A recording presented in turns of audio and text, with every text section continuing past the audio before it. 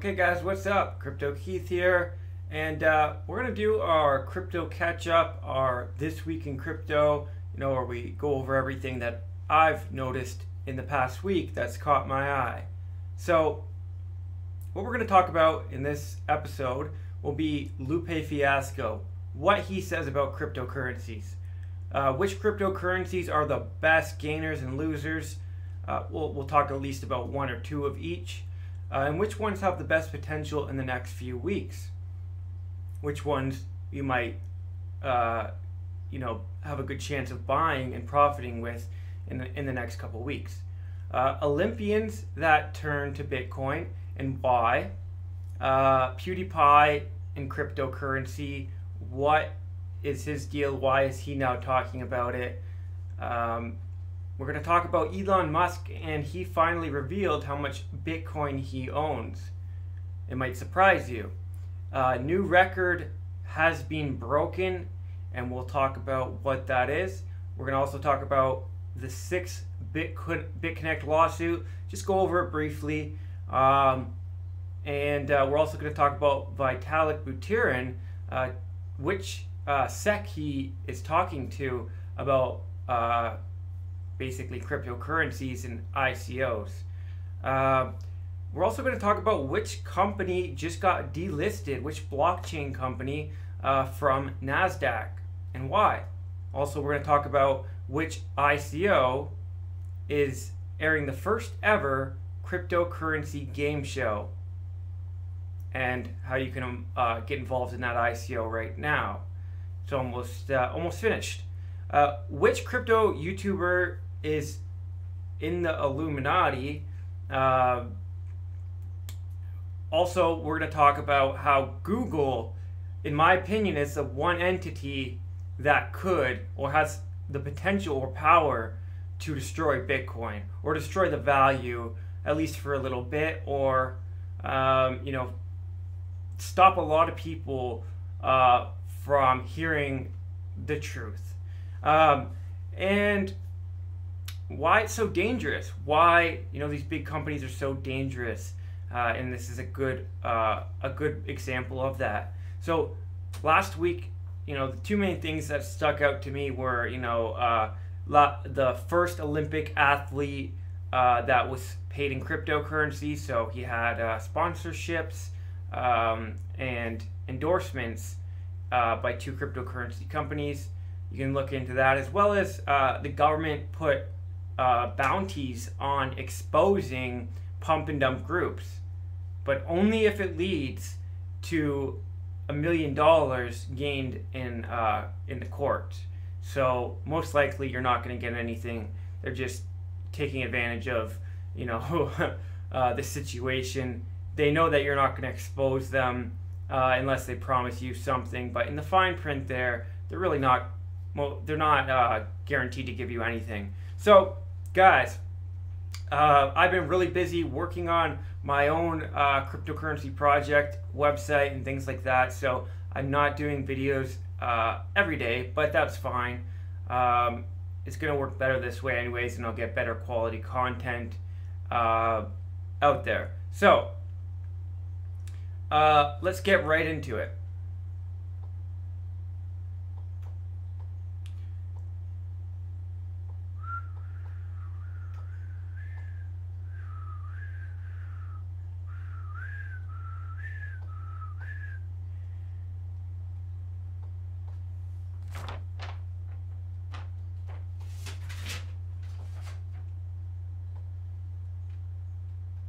Good enough.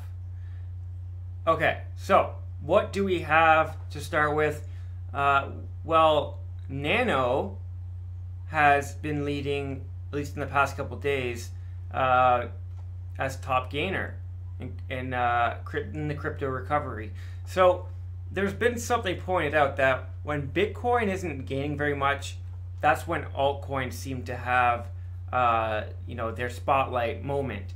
And then when Bitcoin is having huge gains, people put money back into Bitcoin. They're always following the flock. So yeah, and right now we're having Nano, an altcoin, as our biggest gainer. And if you look at Bitcoin's charts, we did go down. You know, people were saying this might have been a bull trap. The fact that we were, you know, looking like we're going back up. Where did we hit? Around $12,000, and it was kind of a bull trap because we went back down. So basically, we stopped here right before this other Fibonacci line and started to go back up. And I was highly doubtful that we're going to go down any lower than just below 900. And we started leveling out and going back up. And I think we're going to keep seeing it go back up. But we're going to have this volatility. If you see, you know, us going up, these stair steps of volatility, it's going to be the same thing. You know, it was the same thing going down, and now it's going to be the same thing going back up. When you see it go up in a straight line, that's not really a good thing. That, you know, that gives you something, you know, something's off, something's wrong. Especially, and also we didn't see it, you know, go straight down, which means, well, we did at one point here, something was wrong there. And most likely it was all this media and news destroying the credibility of Bitcoin. So we also see here in this Miami nightclub, they have a huge ass Bitcoin. I think that's pretty awesome. So shout out to this nightclub, Live Miami nightclub. I guess, I don't know if that's a nightclub name, but it could be. What the heck is Bethereum? Bether tokens? Come on. Guys, there's so many tokens popping up and airdrops out there. You can find a lot of airdrops on my channel. And when the markets are so risky like this, why not just get, you know, free tokens? Why not take some of your, you know, your short-term, you know, investments out if you have to, and then work long-term. Get some of those airdrops, because who knows? In long-term, they could go up quite a bit. Also, Crypto Yoda here. Got to listen to Crypto Yoda. They're saying that first sell-off, followed by a bear trap, bullish break of the wedge would lead to renewed global media coverage above all-time high, making $50,000 a pretty conservative target for 2018. And I think, yeah, I think that is a conservative target. And even before we had this crash, that was about where I thought we'd be going. Although I thought we'd be at $30,000 by now, but it's taking a little bit longer, and you can't predict it. Nobody can predict the timing perfectly. Ethereum Classic price declined this week from highs against the US dollar, Bitcoin. So Ethereum Classic could correct, going back up. As well, you know, people were buying this up, I think, because, wow, look at that huge candle. So someone bought a lot. But I think people were buying this up mainly because of the coming airdrop, the Callisto airdrop, and Ethereum Classic fork that's going to be happening in March. But then some people saw that, you know, it was up that high, around $50, maybe even more, and then started taking some profits.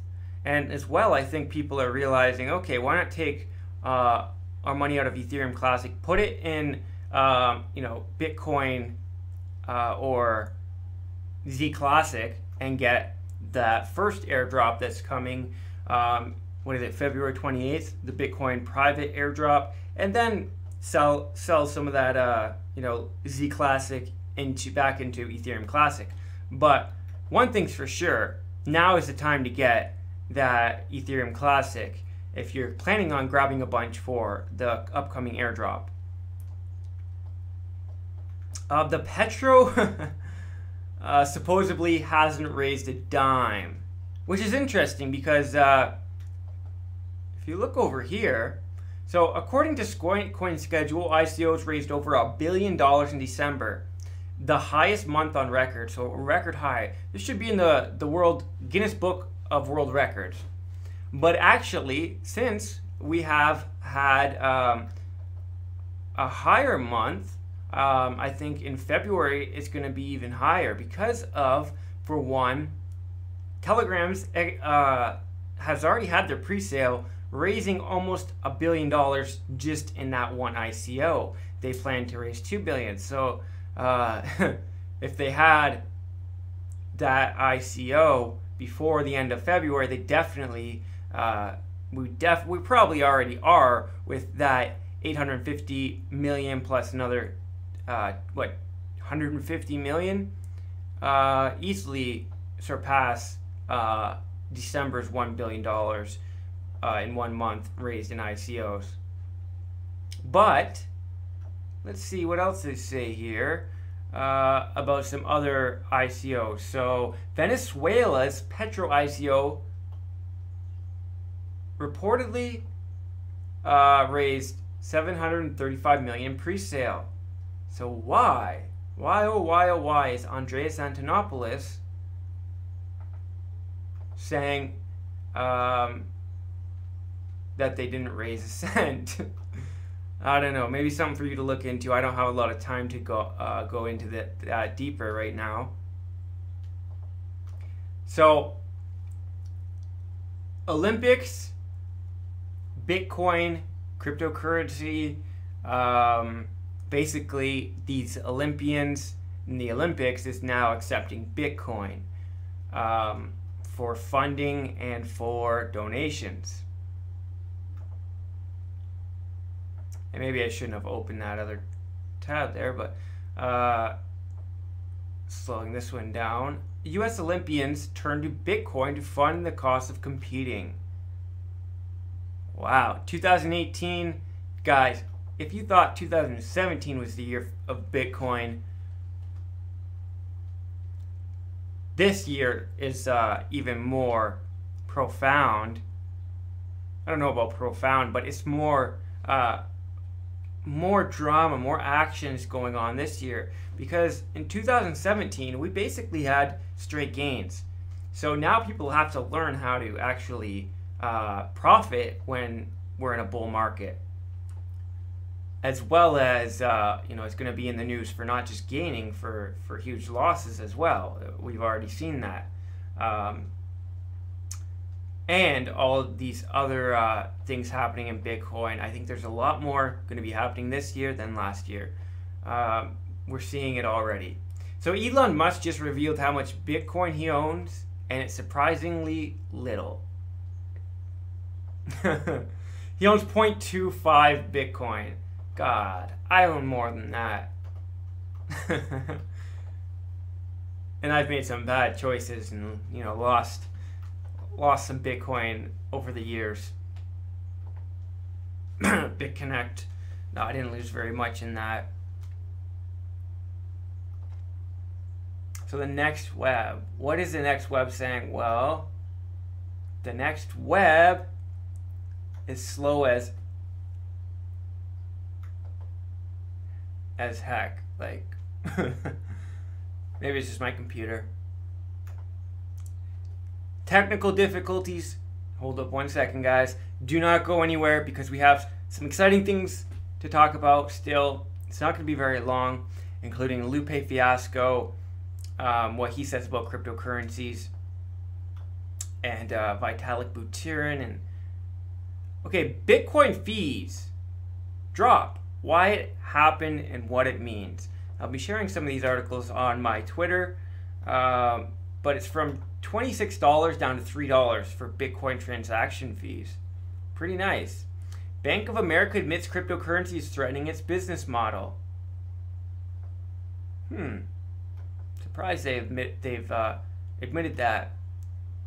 SegWit support on GDAX. Wow, did you ever think this day would be coming? Is Lightning Network on Coinbase or GDAX coming next? I guess we'll see. Bancor bounce back. ICO is winning adoption. So basically, Bancor is almost like an exchange slash ICO funding platform. I'm pretty sure. I wanted to invest actually, or sorry, I wanted to buy a token that at one point that was only on Bancor. So I signed up, but I don't think I ever really ended up going too far with it.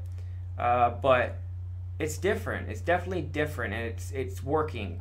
So Siren Labs, EOS. So most of the tokens listed on CoinMarketCap's banker page have fairly thin markets. So several of the better known options, as the time of the writing, have hit daily volumes of more than $500,000 on the platform. They've basically exponentially grown, which is a good sign that people are starting to realize and use these platforms, not just invest in them for speculation and things like that. It's something we really need to see more than anything. So rapper Lupe Fiasco says cryptocurrencies are like baseball cards, but that blockchain can revolutionize the music industry. Good on you, Lupe. At least you said something about it, right? Speaking of baseball cards or trading cards, the Bitcoin Empire card game, Become a Bitcoin Baron. Looks pretty interesting. I might order this myself.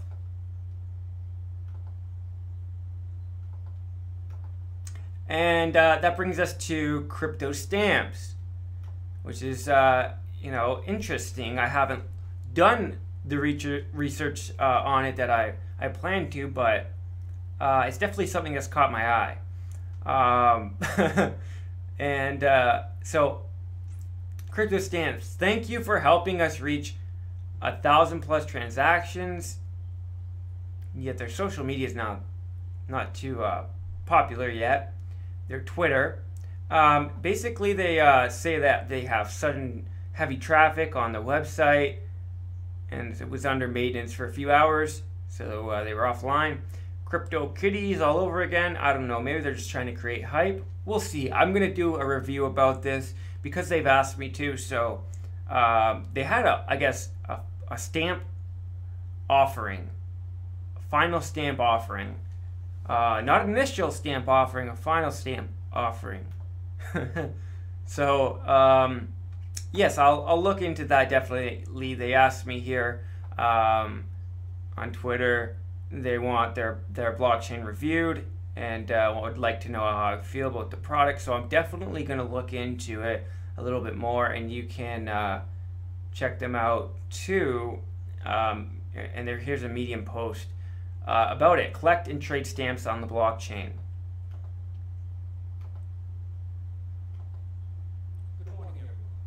So guys, this is hilarious. Made me laugh my ass off. So I'll share a little bit with you if you haven't already seen it.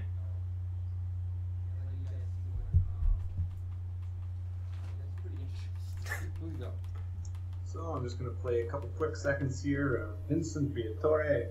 I like the guy. I like the guy's videos, but it looks to me like most of these other people, he's just a Masonic Luciferian. Maybe he's just a Luciferian. Maybe they're not Masonic. Okay, I just tend to tie them all together. But here, watch. You tell me if I'm crazy. I don't care if you think I am crazy. Did you see that one? Did you miss it? It was quick. You did it, though. I skipped over some stuff. Sorry, guys. So don't click off yet. I just thought that was funny. I'm not going to go too deep into it. I have a surprise coming. Speaking of funny things, I don't want to spoil it though yet. But yeah, supposedly Vincent Briatore, he's Italian, just like myself, is a globalist, and he's in the Illuminati. I noticed those hand signs, but I didn't take it as anything really at all. And I used to be into conspiracies. I had a YouTube channel, successful YouTube channel in the conspiracy theory community. And I left that channel to come to create this new cryptocurrency channel because it was just draining. It was too draining, but a lot of people go through that phase, and it's pretty funny how well, actually, I watched recently the last couple episodes of season 11 of the X-Files. Sorry. In one of the episodes, they even said, we people don't even know what's the truth and what's real and what's fake anymore. Like, look at that shooting that just happened, and everybody's saying it was a false flag and they were actors. No, but that has happened before. But now people think that this one is, and it definitely isn't. If you look at the evidence, people are so, their minds have been so manipulated that they don't know what is true anymore. And the people that are in the conspiracies, they think they're exposing it. They're actually the worst. They've been manipulated more than anybody. It's like the old saying, if you want to fight a monster, you become one. So, Bitcoin private fork, I just wanted to remind you guys, it's coming up. So, where is it here? The date. So, 4 days from now. So get your Z Classic, guys. If you're smart, you buy up some Z Classic, and get one Bitcoin private for free, just from every $100 or $150 you spend on Z Classic. And Z Classic and Ethereum Classic are two coins that are going up right now, or have the highest potential in the next, I'd say, month. So if you buy those coins, you can't lose. But just remember, people are going to be selling off right after the fork, so you might want to try to do that too. CoinJoin is what people are basically using Bitcoin tumblers to get the same effect that I think Bitcoin private will give us, right? So after Bitcoin private, there won't be any Bitcoin tumblers anymore, and BitPetite will not have no reason to have existed. But CoinJoin seems to be one of the better ideas in Bitcoin tumbling and things like that. Bitcoin right now is not really anonymous. So now there's Turkcoin. Turkish politician endorses launching a national cryptocurrency. And guys, I'm going to try to get through the rest of this very quickly. So LiveTree C token. What is this used for? Well, it's used for LiveTree's project, which they're going to be launching TV shows. They hope to get on regular TV. But at the moment, they're going to do it on Blossom TV platform, where they're going to launch the first cryptocurrency game show, CryptoShare, where they're going to have ICOs compete and do different contests and things like that. And the winner, I guess, gets some seed token, but in exchange for half of their ICO tokens or something like that. You can see down here, with your tokens, this is what you can do. Define the challenge of each ICO must complete in each round. Choose who is on the panel for crypto perks. Decide what to do with the winning team's tokens. How the hell, when you win, why do you have to give away half your tokens? That makes no sense. But anyways, they're giving away some seed, a bunch of seed to the winner too. So kind of like an exchange, and it's a way for big companies are always swapping shares, and even Uber right now, they're giving up one of their I think it's Southern Asia, they're giving up to a different ride sharing platform for stake in their company. So it happens all the time. You're basically you're better off, more likely to succeed if you have investments in other cryptocurrencies as well, but it does make it a little bit more risky at the same time. But they're going to be completing competitions, so there's going to be it's only going to be the winners, I guess, whatever they classify as a winner, that are going to be sharing their tokens with LiveTree. I don't think I don't think that gives me enough value, but some people might see value in this. Although if I've been thinking of doing creating a token and I would work it, I was thinking about running it very similar to this. You basically have voting rights and things like that if you own the tokens. The one problem I find is a lot of these filmmakers will spend all this time building a Kickstarter page, and then they'll share it with, even if they have 2,000, Facebook friends, what have you, they'll share it to those 2,000 people, and, maybe a girlfriend will share it, maybe an uncle will share it, they'll share the link outward, but it usually doesn't expand much further than their own circle of friends, mainly because there's no motivation. A girlfriend might want to because they're proud of their boyfriend, or they're hoping that their boyfriend becomes rich, or maybe an actress might want to share it because they're the lead, and they'll share it with their friends, and that's fine. But there's no other real motivation for anyone else to share it. Well, it looks like with Livetree AdApp, that's all about to change. Let's take a look at the ever-reliable one-pager. As you can see here, speaking of funding here, today most of the indie filmmakers are doing things through Kickstarter, Indiegogo. That's how they're doing their fundraising. But of course, with Livetree AdApp, the advantage is that your fan base, your followers, they are incentivized to help raise funding, to help basically be your mouthpiece, your marketing team. They are inspired to run out there and spread the word about your project because they get that token back to them. Okay, so Livetree Adapt is the platform where this campaign is being run on. The Livetree community is for shows like this. So this is just one of the shows, one of the ICOs going to be running on the Livetree Adapt platform. You can run any media ICO, I guess, on the Livetree Adapt platform, kind of like Singular DTV. I'm getting the feeling of. At this point, but a little bit differently, done a little bit differently. Livetree already has 5% of the media crowdfunding market, so they have a chunk of the market already, which is pretty interesting. PewDiePie, wow, it looks like Sasquatch to me, not PewDiePie. I guess his PewDiePie face has changed over the years.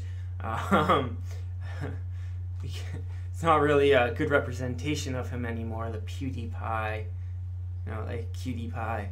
Anyways, PewDiePie maybe late to the BitConnect bashing party. We I think it was at least a month ago, went over Hee Productions, another very successful YouTube channel that everybody knows about. Comedy channel that was bashing BitConnect, but they were on it pretty quick within a week after it shut down. I guess PewDiePie is a little bit late to the party, and people still watch him. People are growing up and people are wanting better content. People are demanding better content, but it's a lot of young people that watch PewDiePie, so I guess it works for them. Suspected crypto Ponzi scheme hit with yet another lawsuit. So we're at our 6th lawsuit. Gizmodo says, by their knowledge, it's the 6th lawsuit brought against the company. This just happened the other day, this other one. And they're also saying one thing here that's, hasn't been really said yet. Is the person filing the lawsuit. Also, they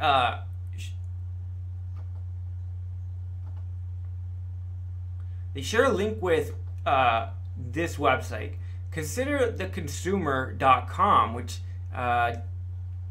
they said was the first time that person talked about the BitConnect lawsuit. So he actually supposedly was in this article, and the title used to be How to Sue BitConnect or something like that.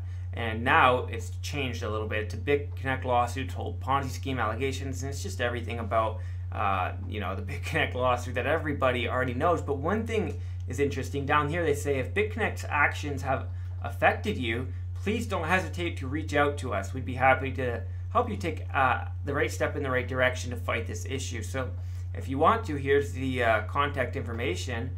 and you know, I haven't lost enough. You probably want to have lost a decent chunk, and then, you know, maybe join one of these lawsuits that are already happening.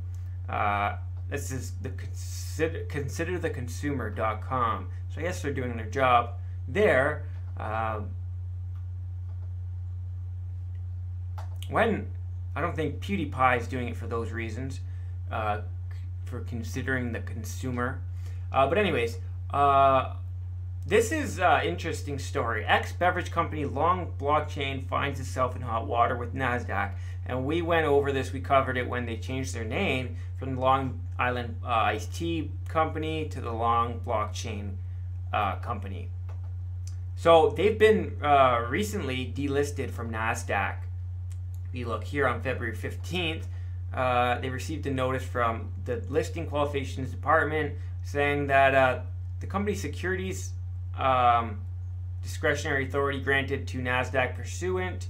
The notification letter also stated that the NASDAQ was revoking its prior notification to the company that it had regained compliance with the market value of listed securities requirements of rule. Basically, you know, they're cracking the heck down on companies that just you know, use blockchain and cryptocurrency in their name to try to make their stocks go up. And this keeps happening, you know, over and over again. Kodak, for instance, you know, said they're gonna do all this Bitcoin mining and other stuff. Now they're actually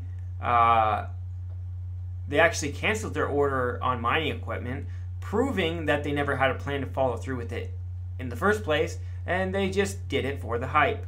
Now I'm hoping that Long Blockchain Company sold some of their, or most of their stocks, but there's laws in place where they can't sell, the company itself can't sell you know, a lot of their stocks at once. It's illegal after it's happened and crashed markets, right? And the same thing that happened with BitConnect used to happen on the stock exchange until a law was passed to stop it. So basically, BitConnect, they were a little bit smarter and did more research than you would have thought. When you actually, you know, see the bigger picture, they knew what they were doing from the beginning, knew that they could do it in the cryptocurrency market, and that they could get away with it for the most part. Nobody still in these lawsuits, nobody still knows who ran BitConnect. It's kind of like trying to take Satoshi Nakamoto to court. They're basically getting away scot-free. And guys, this really worries me. According to Google, Bitcoin is dead. Type Bitcoin into Google, type Bitcoin into Google. Chances are you had some specific questions you wanted answered. CNN has learned that Google offers some interesting suggestions after typing Bitcoin is into Google. So Bitcoin is dead, Bitcoin issues, Bitcoin is dying, Bitcoin is bullshit. Guys, this is done on purpose. I covered on my last channel when YouTube announced that it had changed its algorithm, and after, you know, people were basically after the U.S. election in 2016. Time friggin' flies. The Trump-Hillary election happened, and then some people that, you know, try to control the world were not very happy that they had no control anymore because of social media, because of people connecting and having access to information a lot better. So a lot of these companies, these powerful entities, boycotted YouTube, took their advertisements off. YouTube was at loss of like billions of dollars because of these advertisers taking money off the platform. Now YouTube has over and over again, they say that they don't side with the advertisers, or they say that they don't pick a side, but when they're changing their algorithm for the advertisers and not for the users, and don't really, you know, do anything for their users, they don't go out of their way. They always go out of their way for the advertisers. It's funny because advertisers are the ones that pay Google, but at the end of the day, if there were no content creators, Google or YouTube would not have any advertisers would not pay them anything. So, you know, but the whole point is they changed their algorithms in a very interesting way. So they said that they were going to certain fake news, which is all it's all up to your perspective.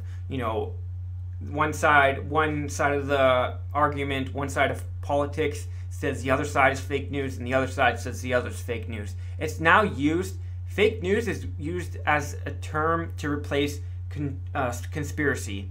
Conspiracy lost its power, the word conspiracy, its stigma, and now they needed to use fake news. And they did it around this time of the election and blaming Russia, for a reason. It's always a problem, cause and effect. They create a problem and then give you a solution, right? They can't give you a solution or push a solution on people with no problem. So the problem was that the Russia interfered with the election, which is up for debate. The point is, Google changed their algorithms so that instead of you typing in what you wanted to see, so say it was something, for instance, say you wanted to type in Bitcoin. Bitcoin is going to change the world, or something like that. Say you typed in Bitcoin is changing the world. It's going to change the world. They can literally hide all videos where that talk about Bitcoin changing the world in that one side of the argument, that one perspective. They'll hide them all, so they're there, but you can't see them. They're basically hidden. And then here's where it gets messed up. They recommend you videos instead of what you searched. They put videos in front of your face that debunk the argument, that tell you the opposite and prove the opposite. Try to prove the opposite. That is messed up, guys. They're trying to change its thought control, right? And Google has gotten too powerful. Governments, governments and powerful entities are working with Google. Look at who's on the board of Google. People that have been in the U.S. government and different national federal agencies. Look at Facebook. Most of the shares owned by the CIA. I don't need to go any further. Vitalik Buterin engages in fruitful discussions with Thailand's SEC. So in Thailand, the SEC actually asks the person who created or started all these ICOs what the heck an ICO is. They want the input of the experts. Here, I guess in the States and in Canada, I was actually surprised. Our what's it called? Our Senate. We had a Senate hearing, and they actually asked Andreas Antonopoulos to come speak, and that's what you need to see, right? And the recent it wasn't the Senate hearing, the recent Senate hearing, but it was the recent discussions that happened after that in Washington D.C. about a week or two after, which was about a week ago. We covered that video a couple of videos ago. We covered those discussions. They did ask people from the industry to come speak. But anyways, guys, that's about it for today. So I hope you liked this video, and I hope you learned something, and I hope you understand that, guys, we got to stop giving Google money. I need this channel to grow, but the last thing I'm going to do is pay Google for advertising. I'll do advertising in other ways, and I'll pay peer-to-peer and things like that. And that's what I love about cryptocurrencies and why I'm so passionate about them, because they save us from things like Google. Centralized control and power. That is part of the reason why I'm not doing daily videos on YouTube anymore. Basically, for the past 6 months, I've been doing videos, working my ass off, spending all day. I have a dog, and he doesn't get walked sometimes. I'm just so busy until I get a project finished, and I haven't made 1 cent. YouTube has not paid me 1 cent in the past 6 months of me working, getting information, educating people, So guys, if you don't see me around here, go to my Twitter. I'll be still doing videos, but on other platforms like DTube. I'll be doing podcasts on things like DSound and ONG Social. I'm gonna migrate to use the platforms that I want to see succeed, and I think that is our challenge in 2018. Instead of just investing in these tokens, actually using the platforms that these tokens are for. And if we do that, we'll actually see the true value of these tokens. They'll be very close to what their actual value is on the platform, and not just blown out of speculation and blown up in value. So we could go two directions. We could go either where cryptocurrencies are just speculative investments, or we could actually change the world with them. And it's up to us whether we use them or not. Guys, you can use Bitcoin to buy all sorts of gift cards. You do your shopping that way. You can use Bitcoin and cryptocurrencies. I just bought my URL and hosting and everything with cryptocurrencies. And 4 out of 5 hosting and domain websites that I'm using and I'm looking into and testing out accept cryptocurrencies. You can pay your rent in cryptocurrencies. So this is our challenge for 2018, as well as some other ones. So guys, peace out. Sorry this video was so long, but I kind of got riled up about some important things. And YouTube's now saying, they have this course and this boot camp you can do now for making social change, but they don't. They're not gonna like this video. So guys, peace out. Have a great one, and we'll see you next time.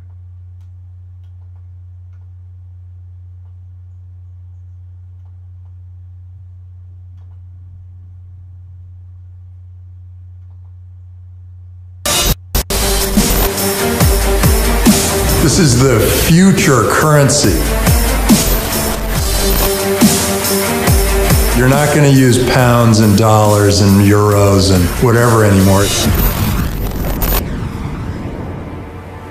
It is a huge deal.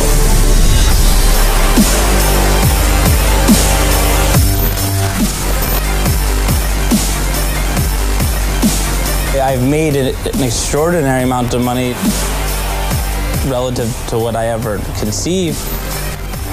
We don't need much, we just need to be pointed in the right direction.